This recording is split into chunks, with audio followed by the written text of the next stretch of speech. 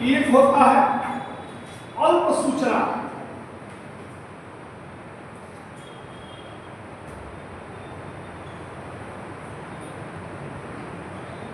एक होता है पूरक प्रश्न।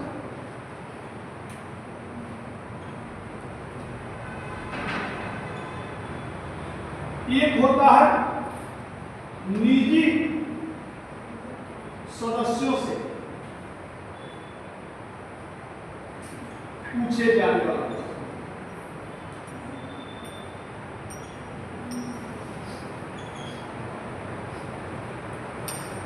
इतने तरह के प्रश्न होते हैं।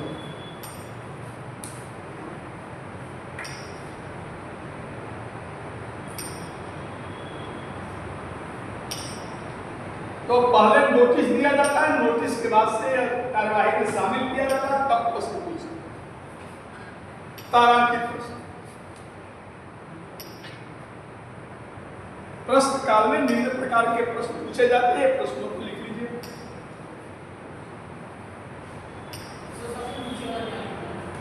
निजी सदस्यों से पूछे जाने वाले,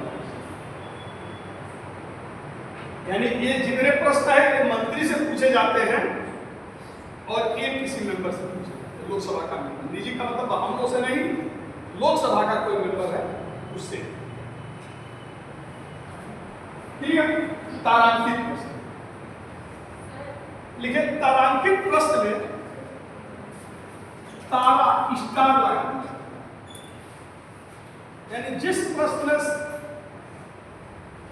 सचिवालय स्टार लगा देती है उन प्रश्नों को क्या कहा जाता है? तारांकित।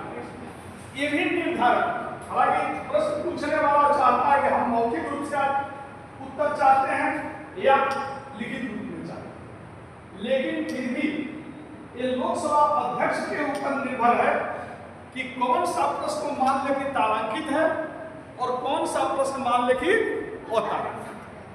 तो तारांकित प्रश्न, तारांकित प्रश्न ऐसे होते हैं जिस प्रश्न के में स्टार लगा दिया।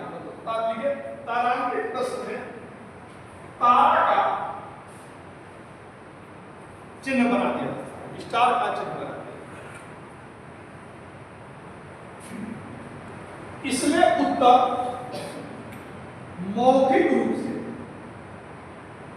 मंत्री देगा, उत्तर मौखिक रूप से मंत्री देगा।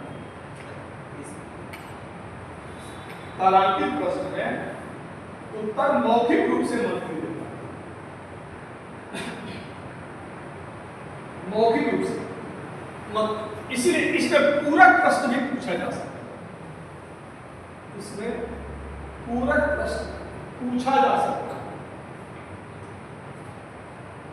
यानी मान लीजिए मंत्री ने कोई जवाब दिया और लगता है कि आप जवाब से संतुष्ट नहीं है, तो आप दोबारा मंत्री से क्रॉस क्वेश्चन कर सकते हैं। इसी को क्या कहा जाता है? पूरक प्रश्न। तो इसमें पूरक प्रश्न यह नीले रंग के कागज पर, सॉरी हरे रंग के कागज पर, यह हरे रंग के कागज पर। और रंग क्या होता है? जैसे हम कहा कि अब जो प्रश्न पूछता है सदस्य, जिस दिन कार्रवाई में शामिल होता है, तो केवल उसी को नहीं जो पता होता है कि हमने क्या प्रश्न पूछा, पूरे सदन के मेंबर को पता होता है, क्योंकि सबके पास दे दिया जाता है कि आज प्रश्नकाल में एक प्रश्न पूछा जाएगा। फला फला मेंबर ने एक प्रश्न पूछा है, मंत्री जी जवाब, यानी मंत्री जी जवाब जो दे रहे हैं तो प्रश्न के बारे में पहले से ही जाने। अब संसद का जो सदस्य होगा वो ढेर सारे दस्तावेज लेकर, क्योंकि सब कुछ उसे याद नहीं, वो लिख रहा। कोई भी भाषण सब देखते होंगे आपको कि वो पंगा लिए रहते और उसी को लेकर के बोलते, क्योंकि इतने बड़ा देश का डाटा, चाहे सदस्य पूछ रहा है या अपनी जवाब दे रहा है या मंत्री जवाब, सब उसको कंठस्थ थोड़े है, तो वह लेकर के डाटा।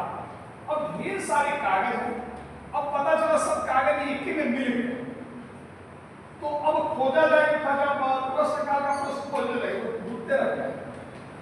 तो अलग अलग कलर का कागज होता है ताकि उसे रंग देख कर ही पता चल जाए, जब प्रश्नकाल वाला तो वही कागज यानी प्रश्नों कागज को छांटने में संसद सदस्य को आसानी हो सके, इसलिए जो कागजात भी होते हैं अलग अलग कलर, यानी कलर का अपना वैल्यू। तो ये जो प्रश्नकाल के प्रश्न है, जो तारांकित प्रश्न है, वह किस कागज पर लिखा रहता है? हरे रंग के कागज। ठीक ना? इसमें मंत्री क्या करता है? मौखिक रूप से उत्तर देता है, और मौखिक रूप से देता है कि इसमें पूरक प्रश्न पूछेगा। क्लियर? और तारांकित इसमें उत्तर मंत्री लिखित रूप में देता है। इसमें उत्तर मंत्री लिखित रूप में देता है। यह सफेद रंग के कागज, यह सफेद कागज का,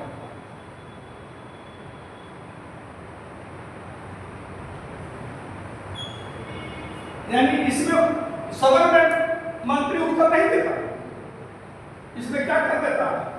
वो सदन के पटल पर रख देता, बोल देता है कि सब उत्तर वहां रखा है, जिसको जिसको उत्तर चाहिए वहां से जाकर फोटो कॉपी रखवा देता है।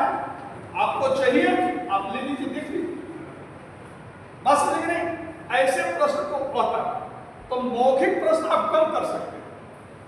ये नहीं कि जितना मन करे एक मंत्री से, क्योंकि उतने बड़े मेंबर हैं, अब एक एक दो दो क्वेश्चन भी करेगा, एक एक घंटे का टाइम है, तो अब एक ही को कह देंगे 20 प्रश्न पूछ लो, तो पूरा मंत्री जी एक एक का जवाब देते रह जाएंगे। बात समझे कि नहीं? तो जो प्रश्न मौखिक रूप से दिया जाता है वो लिमिट, 1 से 2 क्वेश्चन अगर पूछे हैं तो उससे 1-2 प्रश्न का उत्तर वो तारांकित मंत्री देगा। बात समझे कि नहीं? और उसमें भी 2 से 3 मिनट में वो उत्तर देते हैं, क्योंकि मंत्री के पास इतना समय नहीं है कि अब लगेगा उसे कोई डिस्कशन करो। ठीक है? वो संक्षिप्त जानकारी देता है, मौखिक प्रश्न का उत्तर देता है। जैसे अगर मान लीजिए देवरिया में दंगा, तो गृह मंत्री से पूछा जाएगा कि भाई दंगा क्यों हुआ, दंगा में सरकार ने क्या क्या कार्रवाई की, तो एक फौरन जवाब देगा, तुरंत मंत्री बताएगा देवरिया में हमने ये किया। लेकिन अगर मंत्री से पूछा जाए कि देवरिया में दंगा हुआ, किस किस जाति के कितने कितने लोग मारे गए, अब मंत्री जी को डर जाता है। तो अब वह प्रश्न क्या होगा? वह हमेशा अतारांकित, जिसको मोटे मोटी जवाब दिया जा सकता है वैसे प्रश्न तारांकित होते हैं, और जिसको सूक्ष्म जानकारी होता है वैसे प्रश्न अतारांकित। क्लियर हुआ कि नहीं? अल्प सूचना के प्रश्न, नाम ही है अल्प सूचना, यानी न्यूनतम 15 दिन के अवधि में आप मंत्री से प्रश्न पूछ सकते हैं। लेकिन कुछ जरूरी मुद्दे हैं। अब मान लीजिए देवरिया में दंगा हो, गृह मंत्री से अब 21 दिन का इंतजार कीजिएगा, या 21 दिन बीतेगा तो मंत्री जी जवाब देंगे, तब तक देवरिया में क्या हो। तो अभी कहीं बाढ़ आ गई अचानक, तो 21 दिन वेट किया जाएगा, भूकंप आ गया, लोग मर गए, दुर्घटना हो गई, आग लग गई कहीं से। तो ऐसे आकस्मिक जो संकट आता तो उसके लिए 21 दिन और 15 दिन की अनिवार्यता नहीं होती। 10 दिन से कम अवधि में जो प्रश्न पूछा जाता है, अब मंत्री जवाब देते हैं, वह अल्प सूचना के प्रश्न। लिख लीजिए, 10 दिन से कम की अवधि में जो प्रश्न पूछा जाता है उसे अल्प सूचना के प्रश्न।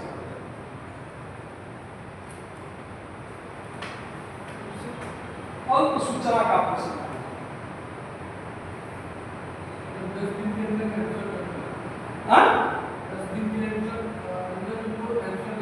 हाँ, अब महत्वपूर्ण घटना है तो उस पर आप सदन विलंब नहीं कर सकता।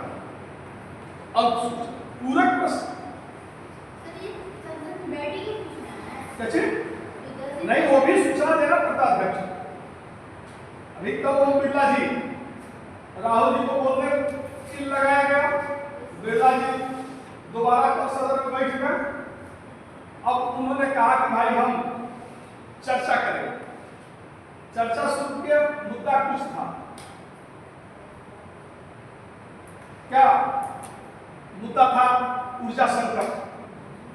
अब ऊर्जा संकट से बोलते हुए शुरू कर दिया क्या कि मोदी की विदेश नीति पूरी तरह फैले हो, ये अमेरिका के पिछलग्गू हो गए। उसके बाद से फिर पहुंच गए कहा एपस्टीन मामला कि मोदी जी एपस्टीन मामले में डरे हुए हैं, ठीक है।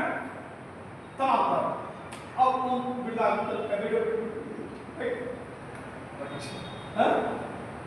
कि कहा कि आपका उत्तर क्या है? आपने ये सब चीज तो बोला ही कि हम ये भी अगर इन सबों पर चर्चा करना है तो आप इसको क्वेश्चन लाइए। हमें लगेगा कि आपको अनुमति दूं तो दूंगा, नहीं अनुमति देने की इच्छा नहीं दूंगा। आपके अनुसार सदन की बैठे से और तुरंत उनको क्या कर दिए? बैठा दिए। ऐसे ही बिरला जी गुस्से में आए थे, ठीक ना, तो विश्वास प्रस्ताव लाया गया था और तुरंत बैठा दिया और हंगामा हो गया, ठीक ना। बिरला जी तो और तमाशा हो गए। तो हाँ, उस पर ट्रांसपेरेंसी कैसे रहेगी? मतलब जैसे इस सदस्य को लोकसभा अध्यक्ष किसी और बात पे भी रोक दिया जो कि